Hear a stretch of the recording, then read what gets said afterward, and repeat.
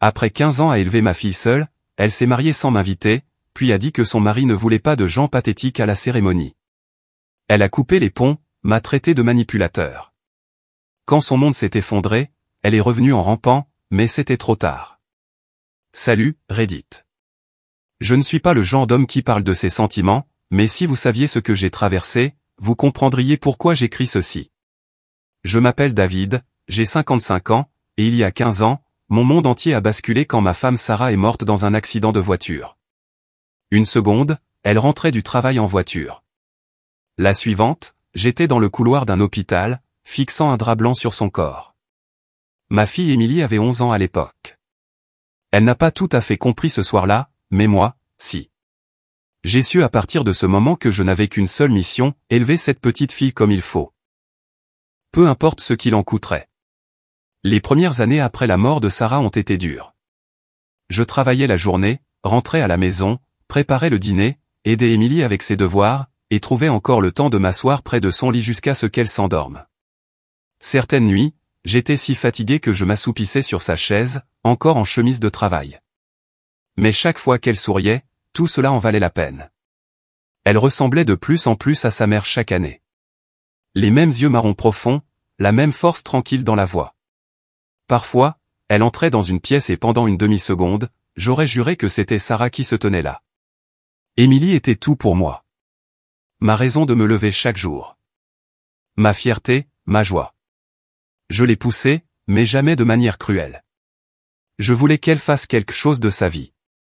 J'avais l'habitude de lui dire, si tu as un cerveau, serre-t'en. Ne gâche pas ta vie à essayer d'impressionner des idiots. C'est peut-être ça qui l'a rendue forte. Elle a toujours visé haut. Je voulais qu'elle soit médecin ou dentiste, quelque chose de solide, de respecté, et elle l'a fait. Elle a été diplômée major de sa promotion en faculté dentaire. Je me souviens encore d'être assis dans cet auditorium, entouré d'autres parents fiers, applaudissant si fort que mes mains me faisaient mal. Quand ils ont appelé son nom, Dr Emily Carter, j'ai eu l'impression que ma poitrine allait exploser. Ce soir-là, elle a posté une photo de nous deux enlacés sur Facebook. Sa légende disait, « Je n'aurais pas pu le faire sans mon père ». J'ai lu cette phrase une 50aine de fois. J'en ai fait une capture d'écran. Ce moment représentait tout ce pourquoi j'avais travaillé. Chaque nuit de travail, chaque sacrifice, chaque anniversaire solitaire, tout cela avait enfin un sens. Quelques mois après son diplôme, j'ai décidé de faire quelque chose de grand pour elle. J'avais économisé pendant des années, pensant peut-être prendre une retraite anticipée ou acheter une petite maison au bord d'un lac. À la place, je lui ai acheté une maison, une belle maison de 3 chambres, d'une valeur de 205 000 €, payée intégralement, à mon nom. Je lui ai dit que c'était son coup de pouce, son filet de sécurité. Pour que tu n'aies jamais à te soucier du loyer, lui ai-je dit. Elle a pleuré quand je lui ai donné les clés, m'a serré fort dans ses bras. Ce soir-là, nous avons dîné dans son salon vide, des boîtes de pizza par terre, et elle n'arrêtait pas de dire, « Tu es le meilleur père du monde ». Je n'oublierai jamais ça. La première année, tout semblait parfait. Elle m'appelait presque tous les jours. Nous dînions ensemble le week-end, regardions des films comme avant, rions de bêtises. Elle me parlait de ses nouveaux patients, de ses collègues, de sa vie, et des maux de tête pour lancer sa propre clinique. J'avais l'impression que Sarah aurait été fière, que j'avais bien fait les choses pour elle deux. Mais ensuite, quelque chose a commencé à changer, lentement, silencieusement. Au début, c'était de petites choses. Elle annulait nos dîners à la dernière minute. Les textos devenaient plus courts. Les appels se raréfiaient. Elle disait souvent qu'elle était occupée. J'ai mis ça sur le compte de l'adaptation à la vie d'adulte. Mais quand elle passait, ce n'était plus pareil. Elle regardait mon appartement comme si elle n'y avait plus sa place. Quand je lui posais des questions sur son travail, elle donnait des réponses évasives, plus polies que chaleureuses. Une fois, j'ai mentionné à quel point elle me rappelait sa mère. La même voix, les mêmes yeux. Elle s'est raidie. A changé de sujet. Ça m'a blessé plus que je ne l'aurais cru. Je me souviens d'être assis dans mon camion devant sa maison un après-midi, déposant des affaires qu'elle avait laissées chez moi. Elle n'est même pas sortie, m'a juste dit de les laisser près de la porte. Elle était au téléphone. Je suis resté assis là 1 minute, regardant la maison que je lui avais achetée, pensant à quel point c'était étrange d'avoir besoin d'une permission pour lui rendre visite. Quelque chose n'allait pas. La chaleur, la connexion. Tout semblait s'estomper, morceau par morceau. J'ai essayé de ne pas trop y penser. Mais tard le soir, quand la maison devenait silencieuse, je restais assis là, à regarder les vieilles photos sur la cheminée, nous trois souriants, la main de Sarah sur l'épaule d'Émilie, et je ne pouvais pas me défaire du sentiment que je la perdais, elle aussi. Je me disais que c'était juste une phase. Elle était occupée, adulte maintenant, vivant sa propre vie. Mais au fond de moi, je savais que c'était plus que ça. Quelque chose entre nous était en train de changer. Et pour la première fois en 15 ans, je n'avais aucune idée de comment y remédier. Émilie a cessé de passer aussi souvent. Les dîners hebdomadaires sont devenus mensuels, puis tous les quelques mois, jusqu'à ce qu'ils cessent complètement. Quand elle venait, j'avais l'impression qu'elle me faisait une faveur. Elle s'asseyait à table, faisant défiler son téléphone, écoutant à moitié pendant que je parlais. Je me souviens d'une nuit, aussi clairement qu'hier. J'avais préparé son plat préféré, du poulet rôti avec de la purée de pommes de terre. La même recette que sa mère faisait. Elle est venue, s'est assise, a regardé l'assiette et a dit « Tu as mis trop de sel ». Puis elle a pris son téléphone et a commencé à taper pendant que j'essayais de lui parler d'un projet que je faisais à la maison. J'ai demandé « Ça va ? Tu es silencieuse ces derniers temps. » Elle a soupiré comme si je la dérangeais. « Papa, tu peux arrêter de tout interpréter. Tu dramatises toujours les petites choses. » J'ai ri un peu, essayant de garder une ambiance légère. « Je te parle, c'est tout, ma grande. Je ne te demande pas un rein. » Elle a levé les yeux au ciel, marmonnant, trop sensible, puis est retournée à ses textos. C'est à ce moment-là que j'ai réalisé que quelque chose n'allait vraiment pas. Elle n'était pas seulement occupée. Elle était différente, froide, distante, et je ne savais pas qui elle devenait. J'ai essayé d'être patient. Je me disais qu'elle travaillait de longues heures, qu'elle était peut-être juste fatiguée. Mais les mois passaient, et le fossé entre nous se creusait. Quand j'appelais, elle répondait par un « Salut papa, je suis en plein milieu de quelque chose. Je peux te rappeler plus tard ?» Ce « plus tard » n'arrivait jamais. Je passais parfois en voiture devant sa maison après le travail. Les lumières étaient allumées. Une voiture que je ne reconnaissais pas était garée dans l'allée. Une fois, j'ai pensé à frapper juste pour dire bonjour, mais quelque chose m'a arrêté. Je ne voulais pas être ce père qui ne sait pas lâcher prise. Puis est arrivé ce mardi matin, le jour où tout a changé. Il était environ 8 heures. J'étais à mon bureau, sirotant mon café, vérifiant mes emails. Puis, par habitude, j'ai ouvert Facebook. J'ai fait défiler pendant 1 minute. Des publications drôles, les photos de vacances d'un collègue, et puis, mon estomac s'est noué. C'était là.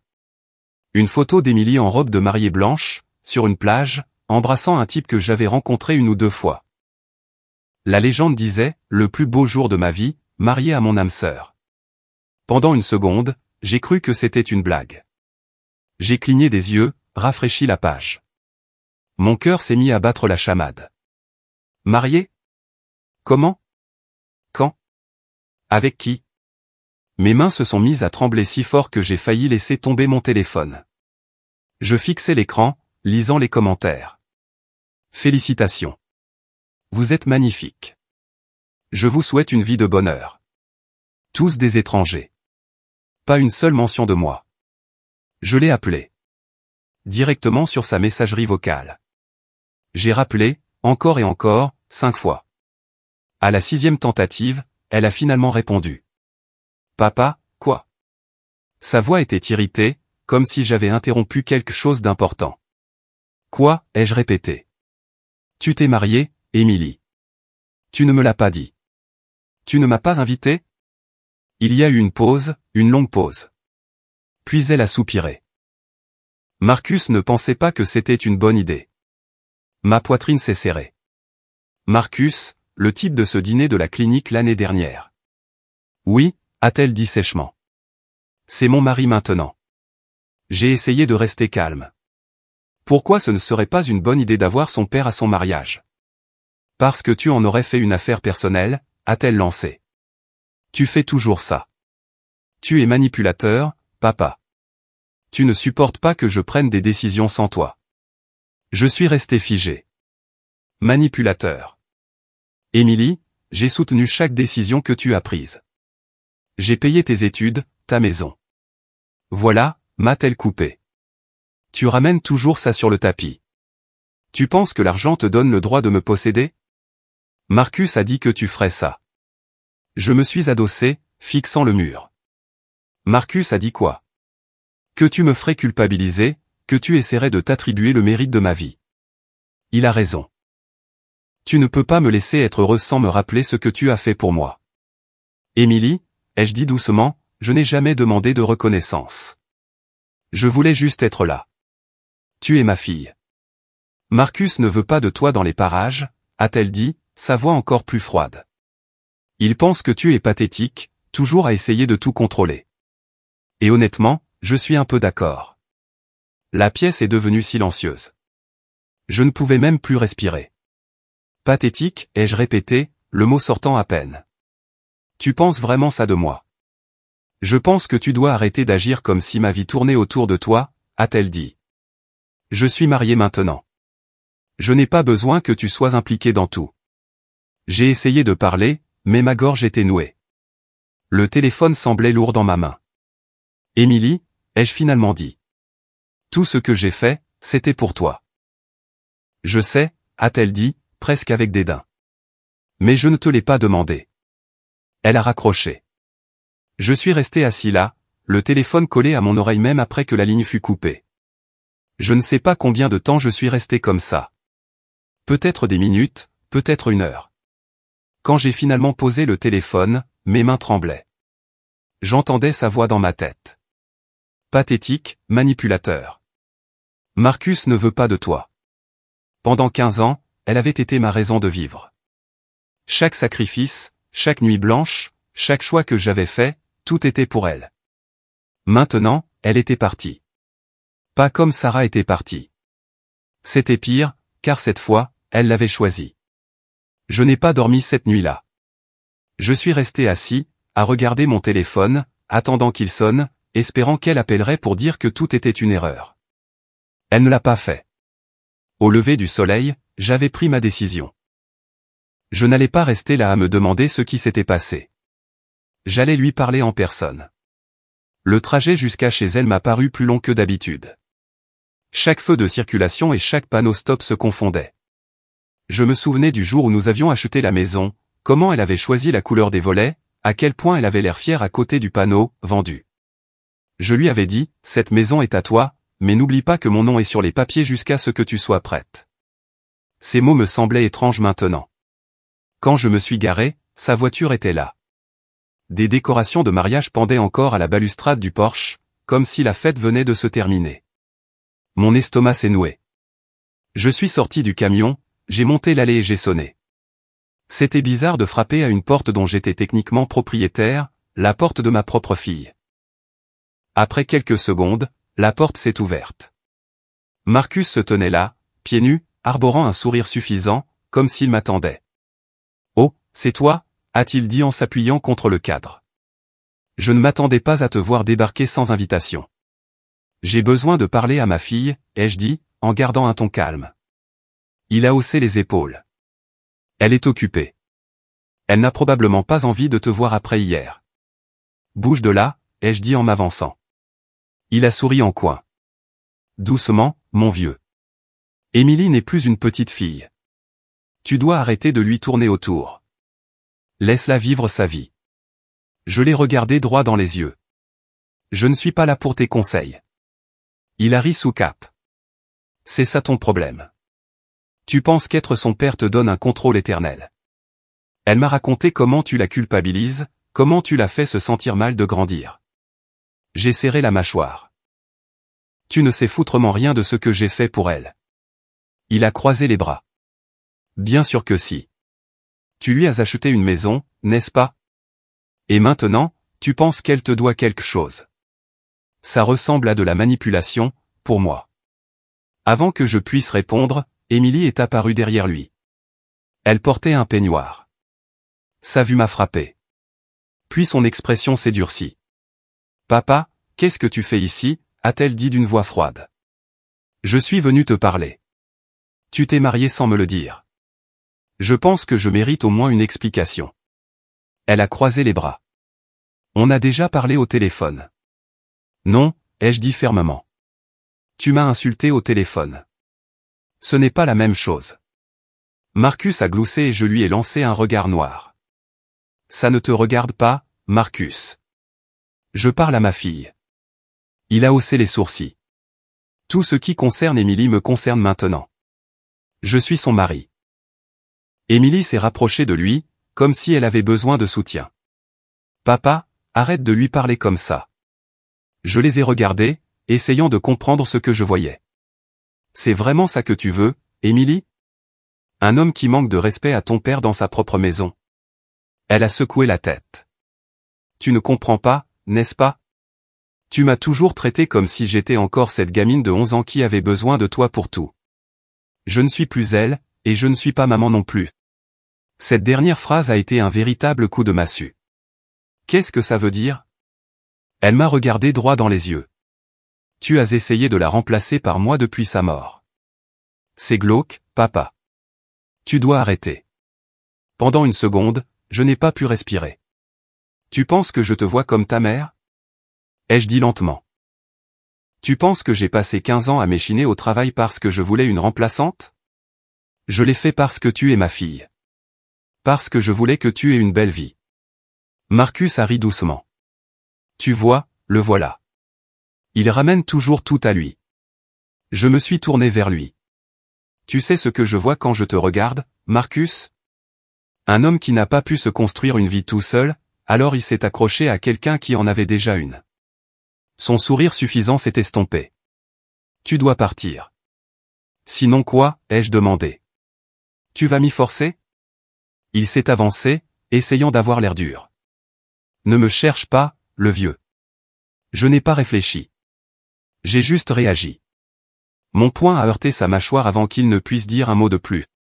Il a reculé en titubant dans l'embrasure de la porte, se tenant le visage, les yeux écarquillés. Papa, a crié Émilie. Marcus s'est redressé, le visage rouge, le poing serré comme s'il voulait riposter, mais n'osait pas. Tu es fou, a-t-il craché. Émilie s'est précipitée vers lui, vérifiant son visage, me foudroyant du regard comme si j'étais l'ennemi. Tu dois partir, papa, tout de suite. Je l'ai regardé, la poitrine serrée. Après tout ce que j'ai fait pour toi, c'est lui que tu défends. Elle a de nouveau croisé les bras. Je défends mon mari. Tu n'as pas le droit de le traiter comme ça. Je l'ai fixé un instant. La femme que j'avais élevée, la petite fille qui courait vers moi après ses cauchemars, et je ne la reconnaissais pas, tu as changé, ai-je dit doucement. Et pas pour le meilleur.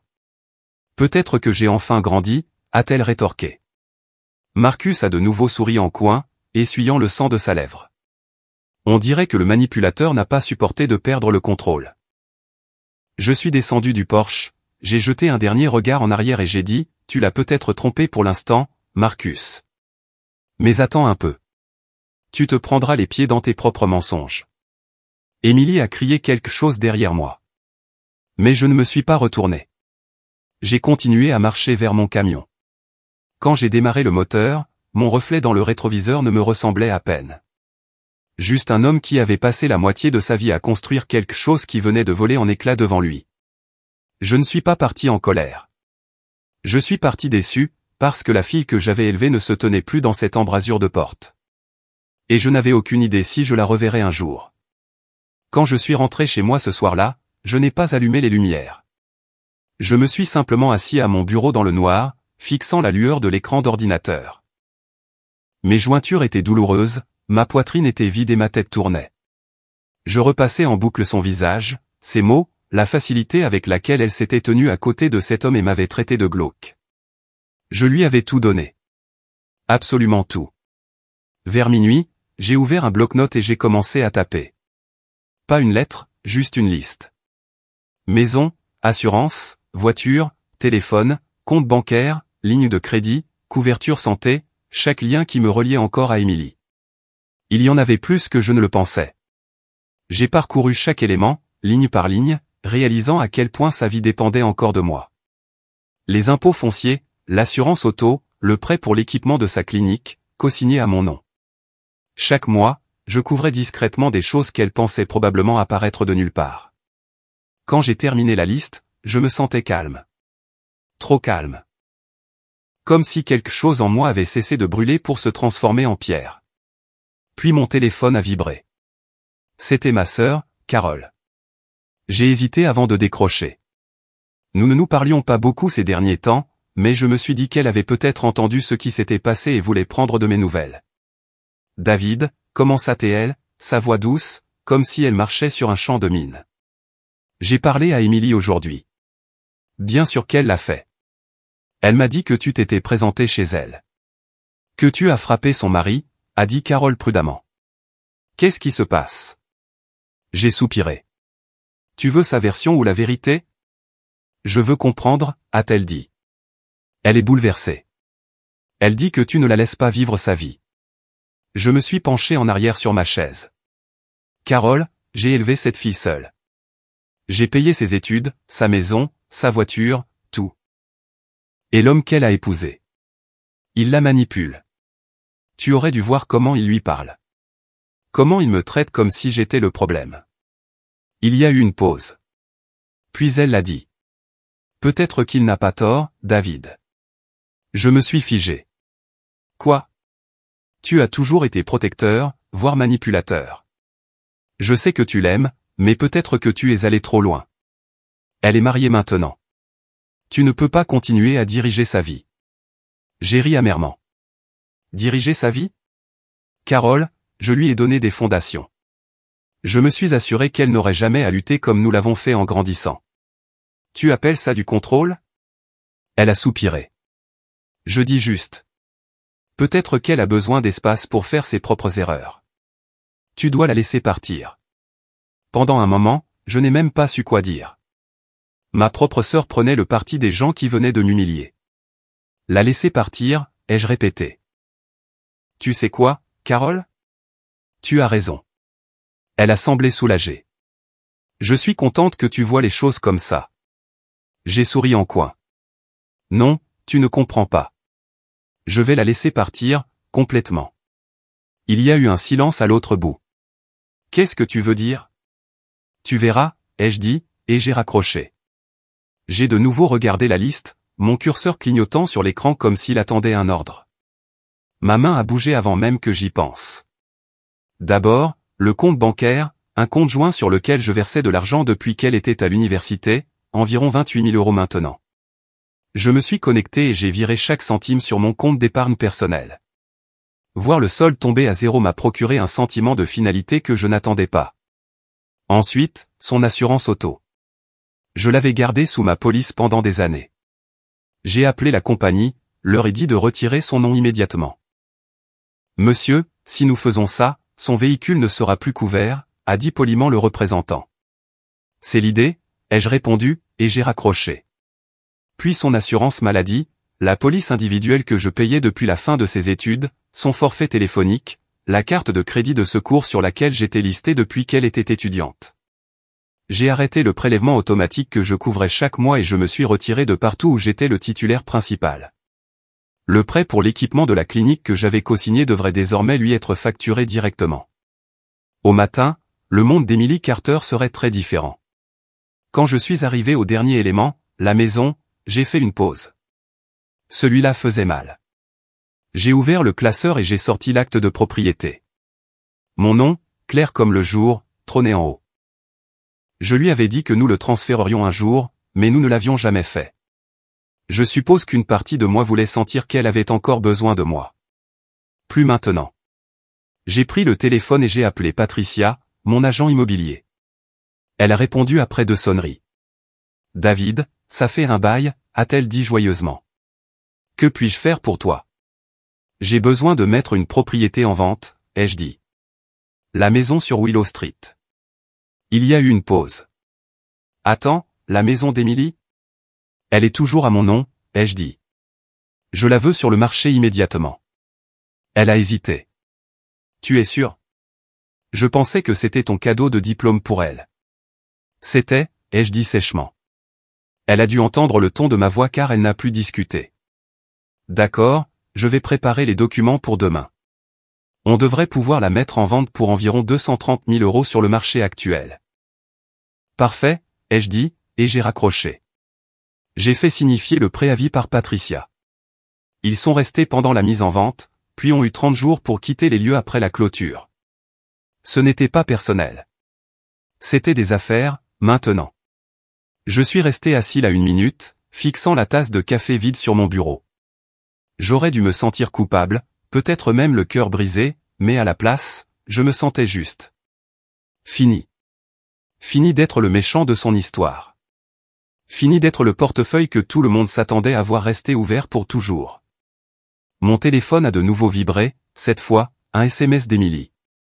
J'ai entendu que tu as parlé à tante Carole. Tu es fier de toi. Je n'ai pas répondu. Je ne lui devais plus ça. À la place, j'ai ouvert une nouvelle fenêtre de messages et j'ai tapé la seule chose qu'il me restait à dire. Tu as dit que tu voulais ton indépendance. Maintenant, tu l'as. Prends soin de toi. J'ai appuyé sur envoyer, j'ai éteint mon téléphone et je me suis adossé à ma chaise. Pour la première fois depuis des années, le silence dans ma maison ne semblait pas vide. Il semblait paisible. Cette paix a duré 2 jours.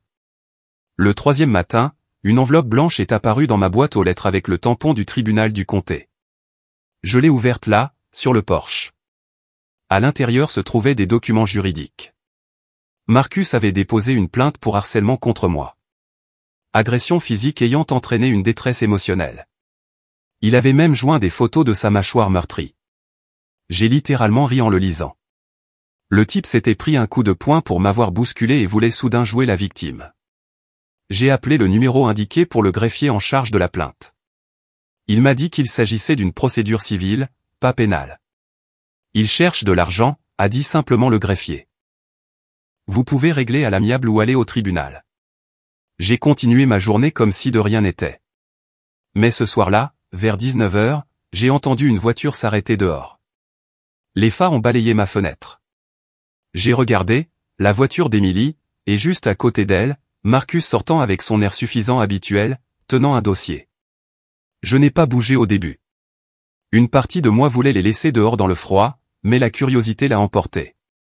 J'ai ouvert la porte avant qu'il ne puisse frapper. Émilie a parlé la première, son ton était répété. « Papa, on peut parler ?»« Ça dépend de quoi ?» ai-je dit en croisant les bras. Marcus s'est légèrement avancé, faisant semblant d'être calme. « Nous ne voulons pas que ça dégénère, David. Je pense qu'on peut tous être des adultes ici. » Je l'ai fixé.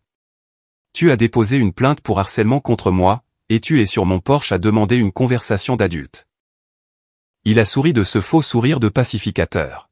« Écoute, les émotions étaient vives. Je comprends. Tu étais bouleversé. Tu m'as frappé, mais on peut passer outre. » Il a ouvert le dossier et en a sorti un papier. « Tout ce que je demande, c'est une compensation. Une somme juste pour mettre ça derrière nous. » Émilie avait l'air nerveuse, regardant de l'un à l'autre.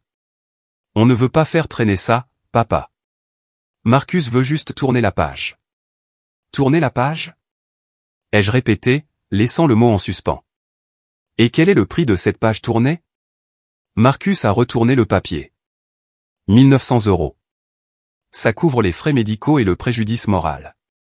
Tu paies, on retire la plainte. Je l'ai juste regardé, silencieux. Mon visage ne trahissait rien. À l'intérieur, ma patience s'amenuisait. Émilie, elle, ne pouvait même pas croiser mon regard.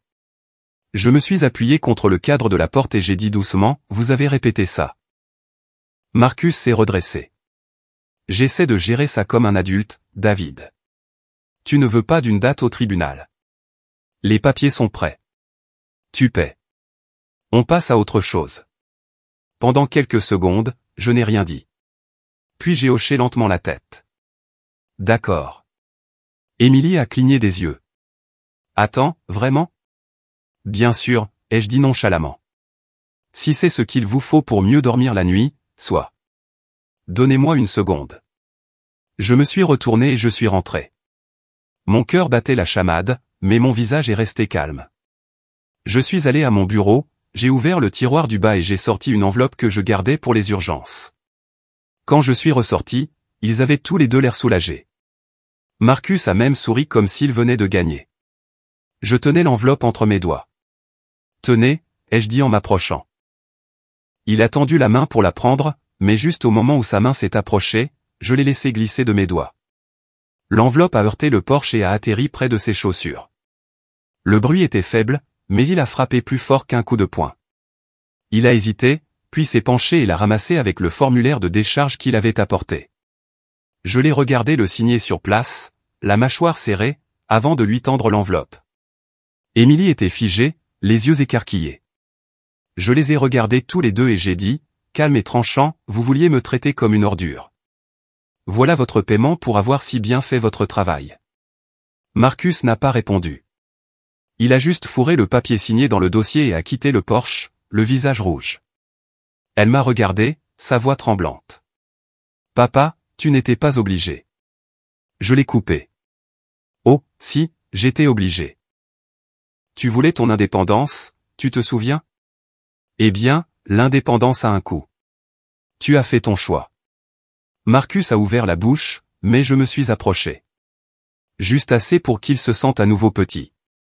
Et Marcus, ai-je dit d'un ton égal, tu déposes un autre papier, tu te présentes chez moi où tu prononces mon nom en public encore une fois, et je m'assurerai que ton petit préjudice moral devienne bien plus physique la prochaine fois.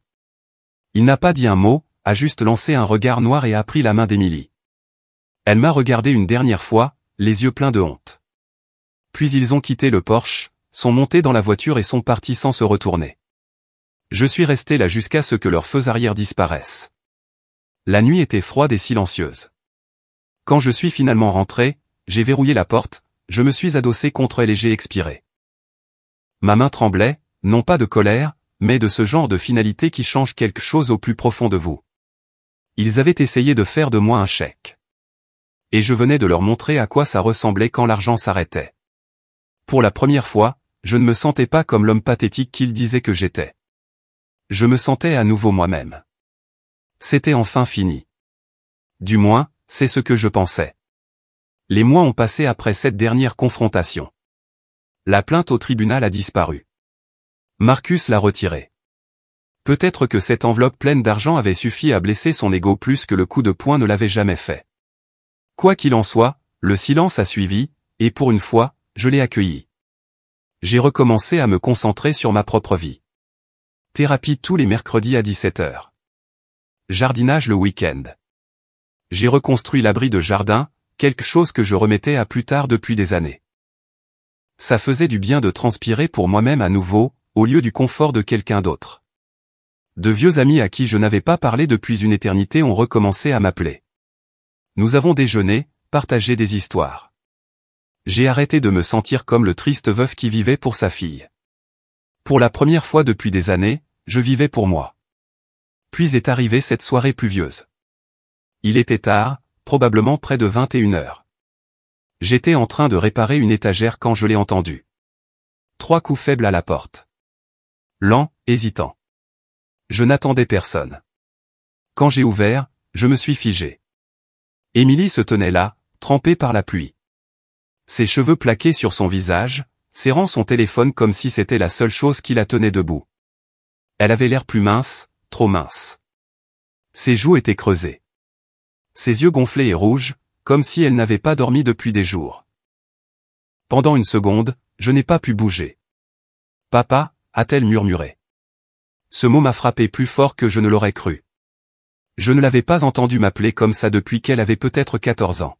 « S'il te plaît, on peut parler ?» Je n'ai pas répondu tout de suite. Je l'ai juste regardée. La même fille que je portais autrefois sur mes épaules au parc, maintenant debout devant moi comme une étrangère suppliant d'entrer. Finalement, j'ai reculé. « Entre. » Elle est passée devant moi, laissant des gouttes de pluie sur le sol. La lumière du salon la faisait paraître encore plus petite. Elle s'est assise sur le bord du canapé, frissonnante, se tordant les mains. Je ne me suis pas assis tout de suite. Je suis resté debout, les bras croisés. « Tu as une mine affreuse » ai-je dit sans détour. Elle a eu un petit rire brisé. « Oui, je sais. » « Qu'est-ce qui s'est passé ?» Ses lèvres tremblaient.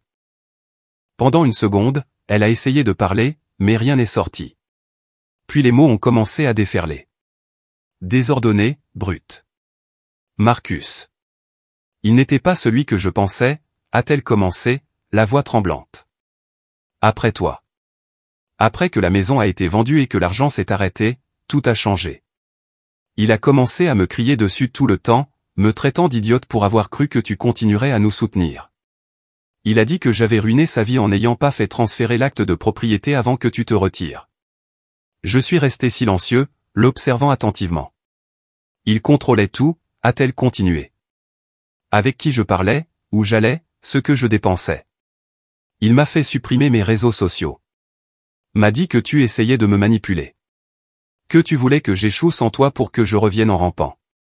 Sa respiration s'est saccadée. Et je l'ai cru. Mon Dieu, je l'ai cru. Elle a essuyé ses yeux, sa voix se brisant à nouveau. Puis il a découvert qu'il n'y avait pas d'argent, pas de maison, plus rien à prendre. Il a complètement changé. A commencé à sortir sans me le dire, à ne plus rentrer. Il y a 2 semaines, j'ai découvert qu'il voyait quelqu'un d'autre, quelqu'un dont le père possède une chaîne de cliniques dentaires. Il a déménagé le lendemain. Les mots pesaient lourdement dans la pièce. La pluie battait contre les fenêtres comme si elle écoutait. Je me suis assis en face d'elle, les coudes sur les genoux. Et donc, maintenant, te voilà.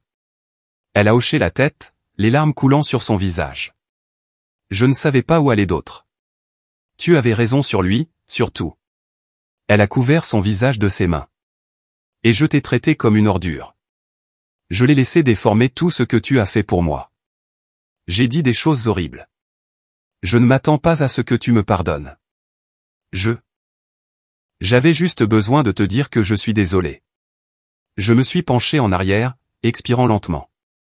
Une partie de moi voulait crier, lui dire à quel point elle m'avait brisé, mais une autre partie la regardait simplement, cette version brisée de la fille que j'avais connue, et réalisait que la vie s'était déjà chargée de crier pour moi. Elle a levé les yeux vers moi à travers ses larmes. Tu m'avais prévenu, papa, et je n'ai pas écouté. Entendre ce mot à nouveau, papa, a provoqué quelque chose en moi. J'avais construit une armure ces derniers mois, et ce simple mot l'a fissuré, juste assez pour que ça pique. Je me suis levé et je suis allé à la fenêtre, ayant besoin d'espace pour réfléchir. Derrière moi, sa voix tremblait. Je ne m'attends pas à ce que les choses redeviennent comme avant. Je voulais juste que tu saches que je sais maintenant. Que tu n'as jamais été manipulateur, que tu essayais de me protéger. Je ne me suis pas retourné tout de suite. Il t'a fallu du temps pour le comprendre. Je sais, a-t-elle murmuré. Je me déteste pour ça. Quand je me suis finalement retourné, elle pleurait toujours, les mains sur ses genoux, les épaules secouées. Je l'avais déjà vue pleurer quand elle s'était cassé le bras à 8 ans, quand Sarah était morte mais jamais comme ça. Ce n'était pas de la culpabilité. C'était une prise de conscience. Je me suis approché et je me suis assis à côté d'elle. Elle a levé les yeux, rouge. Je n'ai rien dit. Je ne l'ai pas touché. Je suis juste resté assis là. Après un long silence, j'ai dit doucement, tu as raison. Je t'avais prévenu. Elle a hoché lentement la tête. Et j'ai payé pour ne pas avoir écouté. Je l'ai regardée. Oui, c'est vrai. Elle a reniflé, s'essuyant le visage avec sa manche. Je suis désolé, papa. Vraiment. J'ai pris une profonde inspiration, calme et contrôlée. Je sais que tu le es. Je suis resté silencieux, car pour la première fois, ce n'était pas à moi de réparer les choses. C'était à elle. J'ai regardé cette femme adulte qui s'accrochait autrefois à ma main pour traverser la rue, et j'ai su ce qu'il fallait dire. Émilie, ai-je commencé doucement. Je crois que tu es désolée. Vraiment. Elle a levé les yeux, une lueur d'espoir dans le regard. Mais je ne l'ai pas laissé confondre cela avec le pardon. Mais ça ne répare rien, ai-je continué. Des excuses ne reconstruisent pas la confiance. Ça n'efface pas les choses que tu as dites. La façon dont tu m'as regardé comme si je n'étais rien. Ses lèvres tremblaient. Je sais, mais... J'ai levé légèrement la main. Laisse-moi finir. Elle a hoché la tête, les larmes coulant à nouveau. Pour moi, ai-je dit, le pardon, ce ne sont pas des mots. C'est la confiance. Et elle a disparu. Tu l'as brisée. Je ne sais pas si je la retrouverai un jour. Elle a pressé sa main contre sa poitrine. Alors, tu dis que tu ne me pardonneras jamais? Je dis que peut-être pas maintenant. Peut-être jamais. Je ne sais pas. Mais j'en ai fini de prétendre que tout va bien juste parce que tu pleures. Les mots sont sortis fermes, stables. Pas cruels, juste honnêtes.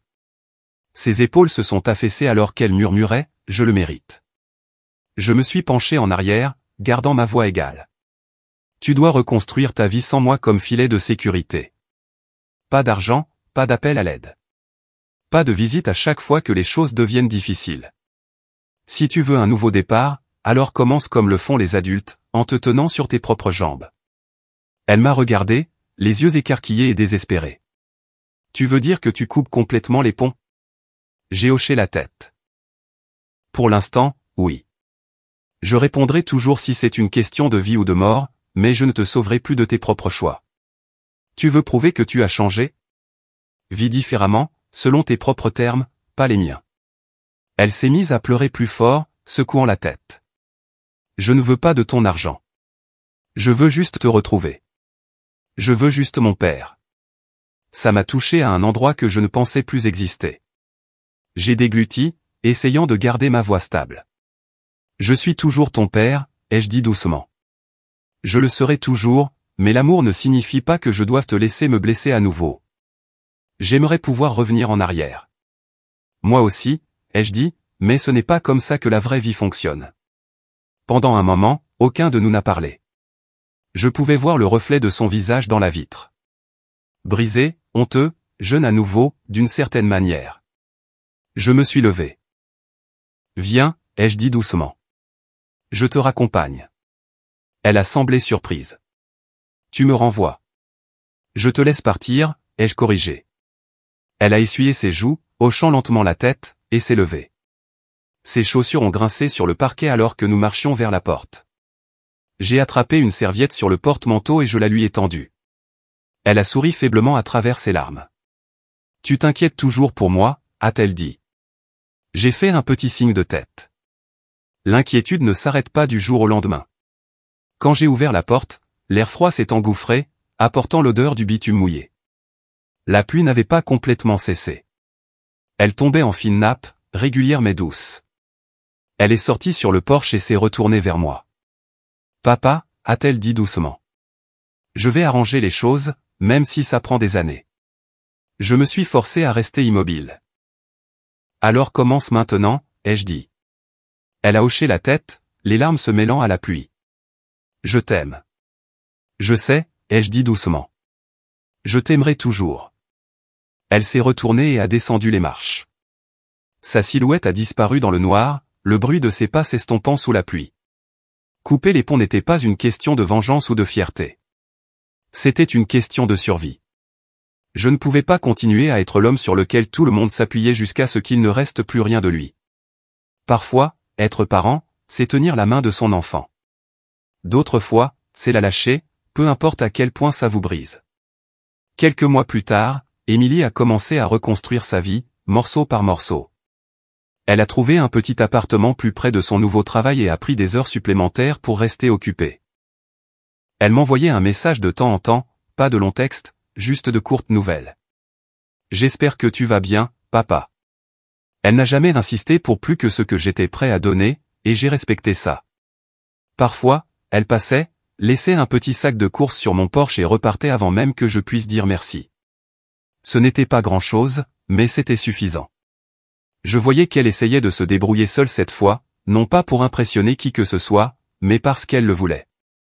Pour la première fois, je ne voyais plus ma fille comme l'enfant que je devais protéger. Je la voyais comme une femme qui apprenait à se relever de ses propres erreurs, et cela me suffisait. YouTube vient de lancer cette nouvelle fonctionnalité Hype. Si vous êtes accro à cette histoire, cliquez à fond sur ce bouton Hype.